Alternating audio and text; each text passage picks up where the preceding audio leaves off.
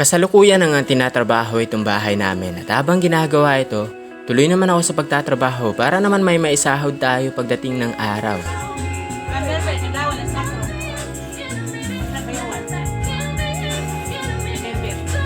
Tatlong araw na nga yung lumipas at eto na yung naging resulta.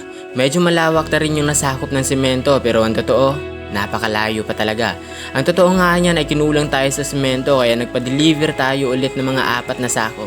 At katulad ng dati, tayo pa rin ang nagbuhat para naman makaiwas tayo o makatipid tayo ng konti sa mga gastusin. Makalipas ang 6 na araw ay natapos na nga yung pader at ang susunod na hakbang ay flooring naman. At ang unang materyales na kailangan para sa flooring ay bato at lupa. Kaya nagpahakot agad tayo ng mga bato at lupa dito sa mga bata at sa sobrang dami ng naghakot sa loob ng isang araw. Ganito agad karami yung bato na naipon dito sa bahay namin.